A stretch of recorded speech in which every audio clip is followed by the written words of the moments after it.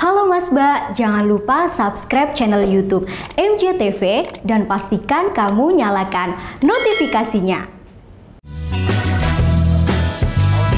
Ulas seluk-beluk bea cukai. Dimasukin celana udah nggak kelihatan ya. Iya. Kalau kulkas nggak bisa kan nanti. Nggak bisa dong. Mengedukasi dan informatif. Barangnya ditahan bea cukai, dia langsung kaget. Dikemas dalam podcast ringan dan menarik. Pembayaran bea masuk dan pajak ataupun memang harus memenuhi Saksikan syarat-syarat. Lingkup Bea Cukai setiap hari Senin pukul 14.30 waktu Indonesia Barat.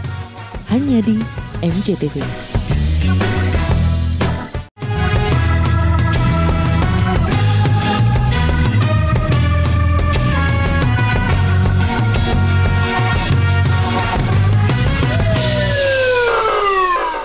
Nanti diperiksa HP-nya, tipenya bener apa enggak, mereknya bener apa enggak, terus dari data itu tadi di cross check ya. Betul. Berarti kalau misalkan HP-nya di dalam kardus itu dibuka, Pak?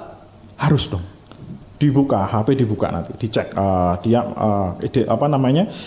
HP itu spesifikasinya seperti apa. Sampai dalamnya juga harus dicek berarti. Di sini sebenarnya bukan dalamnya ya, kita kan lihat harganya sebenarnya.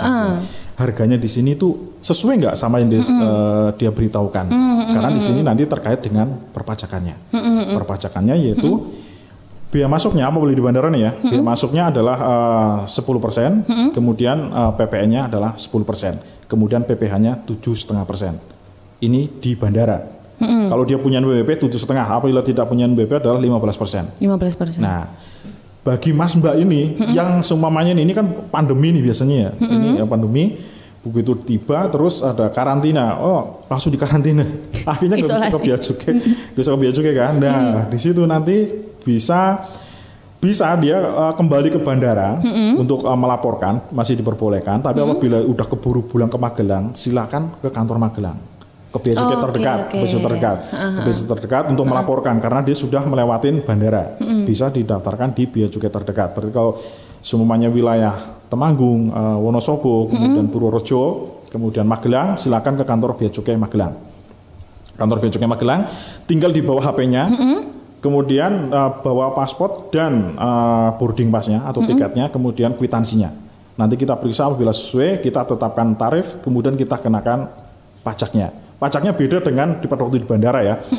Dan tidak mendapatkan pembebasan 500 itu. Kalau bandara kan mendapatkan pembebasan 500 US dollar. Kalau begitu nyampe kantor bea cukai di terdekat sini, maksudnya di Magelang, nanti apabila tinggal di daerah Magelang itu nggak mendapatkan pembebasan. Jadi harganya segitu ya segitu yang kita kenakan. Okay. Bedanya lagi di sini biaya masuknya 10%, PP-nya 10% dan PPh-nya 10%. Duh, naik, Pak. Iya, beda. Di bandara beda. 10%. Apabila tidak pilih NBP 20%. PPh-nya. Berarti 20, 10, 10, 40%. Iya. Kalau harganya 6 juta berarti ya pajaknya hitung ya. Mending saya nyaranin sama Mas Mbak semuanya nggak usah beli barang dari luar negeri deh. Karena pajaknya gede. Ternyata pajaknya gede. Kalau misalkan kita beli, Pak, saya aja yang beli gitu. Saya beli salah satu produk handphone di Jepang itu. Saya bawa pulang, terus sengaja nggak saya daftarin ke bea cukai gitu. Apa yang akan terjadi ke HP saya? Bisa mati mendadak gitu nggak? Nggak bisa dipakai malah. Bukan mati mendadak. Emang benar-benar nggak bisa dipakai? Nggak bisa dipakai nanti begitu. Tapi waktu beli di luar negeri masih nyala, Pak? Ya kan beda ini operator kan. Begitu di Indonesia kan operator di Indonesia ya. Ya begitu diaktif selulernya maka ya udah nggak bisa dipakai lagi. Hanya bisa dipakai untuk internet. Contohnya ke kafe. Wifi berarti. Numpang wifi. Bisa buat nelpon. Berarti kayak HP bypass ya, Pak? Iya. Seperti itu. Iya. Jadi bergaya HP mahal tapi nggak bisa dipakai kan sayang ya kan. Nah, lebih baik mana nggak bisa dipakai atau bisa dipakai? Bisa dipakai. Bisa dipakai, betul. Kan patuh pajak. Tadi aplikasinya bisa di-download lewat Apple Store juga nggak, Pak? Bisa. Mobile bea cukai bisa.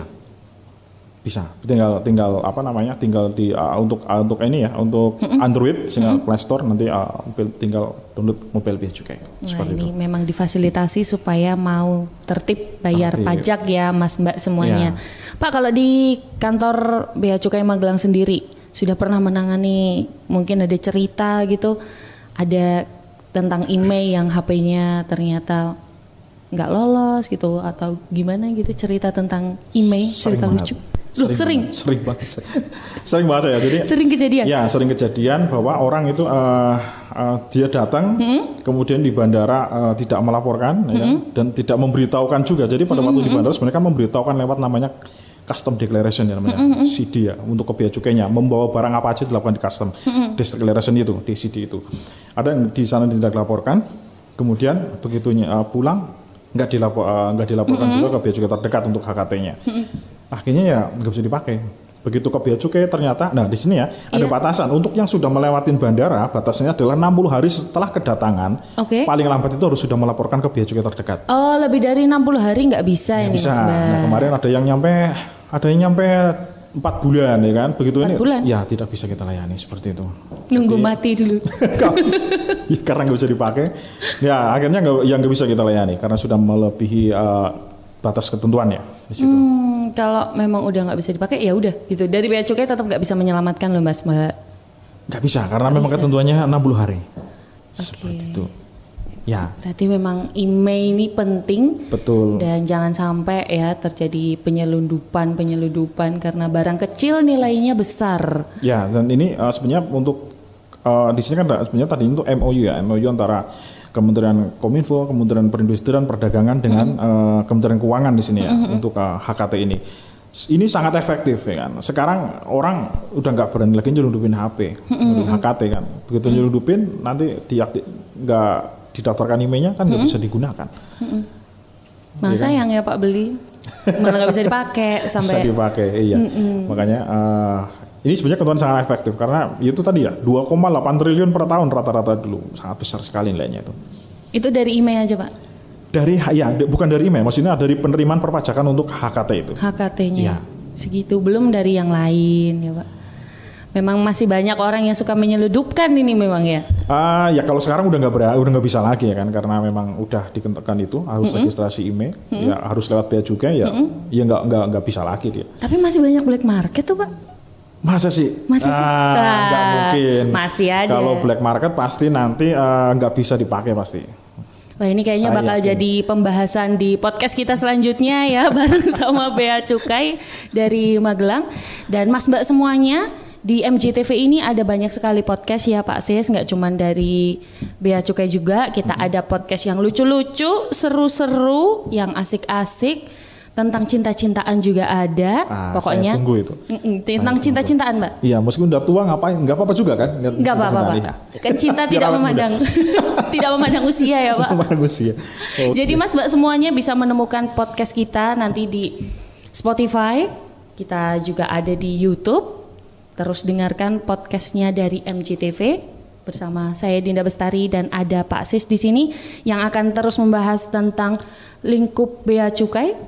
Kita akan lanjut di episode berikutnya ya Pak. Siap. Black market bukan nih? Oke, terima kasih Mas Mbak dan sampai jumpa. Sampai jumpa.